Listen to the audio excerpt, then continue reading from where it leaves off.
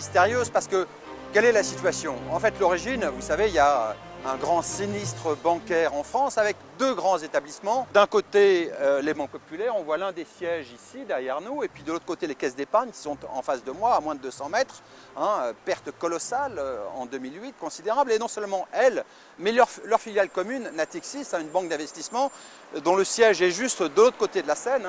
Près de 3,5 milliards d'euros de pertes, donc perte abyssale, colossale.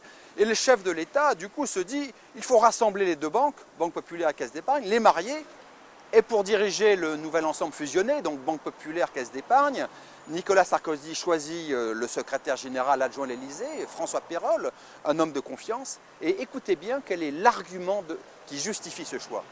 La politique de nomination du gouvernement est toujours fondée sur les mêmes critères, la compétence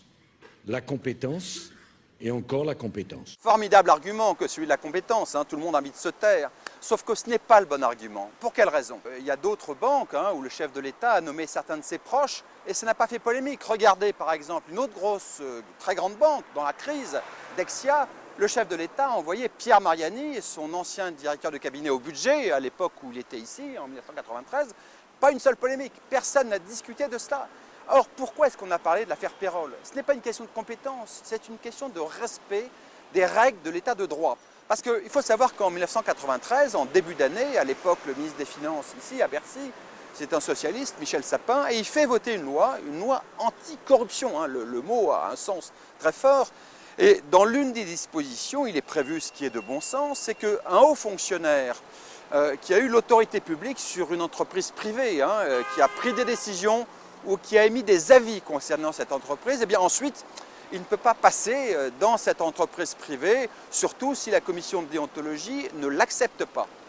Du coup, il faut suivre dans le détail quel a été le parcours de François Pérolle, parce qu'il commence sa carrière ici, il est d'abord inspecteur des finances, il est à la direction du Trésor, et ensuite, en 2002, de 2002 à 2004, il devient directeur adjoint du cabinet du ministre des Finances, d'abord Francis Maire, et ensuite toute l'année 2004 d'un autre ministre des Finances, un dénommé Nicolas Sarkozy. Et pendant ces 3 années ou 4 années, que fait-il? Il va suivre de très près en permanence le dossier de la Caisse des dépôts et le dossier des caisses d'épargne. Et donc la loi lui fait obligation ensuite de surtout ne pas toucher à ces dossiers Caisse d'épargne et Caisse des dépôts.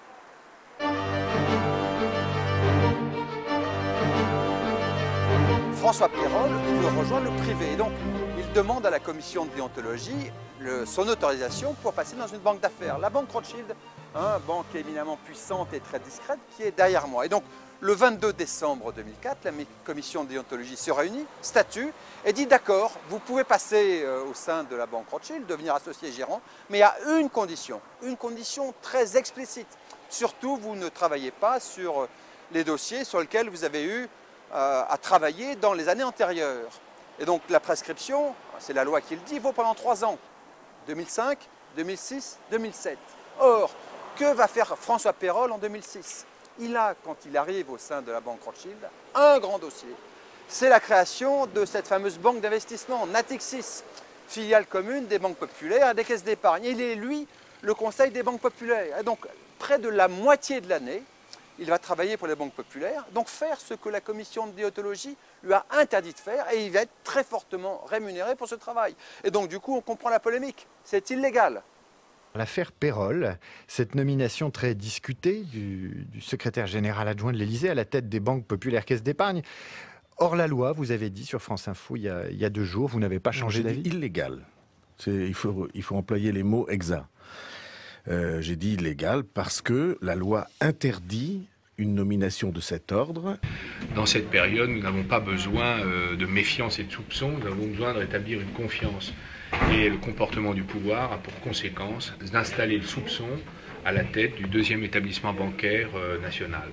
Alors, du coup, on comprend bien pourquoi la nomination de François Pérolle à la présidence des caisses d'épargne et des banques populaires a fait polémique, pour 2 raisons en fait. D'une part parce qu'en 2004, il viole la décision de la commission de déontologie, et puis aussi parce qu'ensuite, après 2007, quand Nicolas Sarkozy est élu président de la République, lui devient secrétaire général adjoint de l'Élysée, et c'est lui qui va gérer dans son bureau le dossier du mariage Banque Populaire Caisse d'Épargne. Il convoque même dans son bureau les 2 patrons des banques. Et puis, l'affaire fait d'autant plus polémique que Nicolas Sarkozy, au cours de la controverse, fait, écoutez-le, un petit mensonge.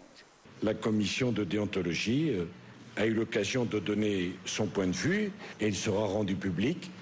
Et vous verrez qu'une fois de plus, c'est la différence entre une polémique et un problème. Le mensonge est établi, hein. On sait que en fait, la commission de déontologie, contrairement à ce que disent les chefs de l'État, ne s'est pas réunie, n'a pas statué sur le cas de François Pérolle, et même, on l'a appris par la bouche de son président, M. Fouquet, que tous les membres de la commission, hein, des hauts fonctionnaires, des magistrats, avaient même imaginé un instant une démission collective en signe de protestation. Alors, la morale de l'histoire, elle est double, hein, on la comprend bien. D'une part, c'est que le chef de l'État a nommé à la tête du deuxième réseau bancaire français, Banque Populaire, Caisse d'Épargne. C'est immense comme établissement. Un PDG d'emblée totalement fragilisé. Hein, il va y avoir une cascade de plaintes au pénal, mais pas seulement. Et donc, la difficulté, c'est qu'il va devoir les gérer au lieu de s'occuper de sa banque. Et puis, la seconde morale est beaucoup plus lourde, hein, beaucoup plus importante. C'est que, sans cesse, on le voit depuis quelques mois, il y a de la part de ce gouvernement et surtout de cette présidence des entorses aux règles de l'état de droit. On l'a vu dans le cas de l'affaire Tapie, hein, c'était tout à fait choquant. La procédure judiciaire ordinaire a été interrompue et on le voit là. Or, dans une bonne démocratie, les règles de l'état de droit doivent être impérativement respectées.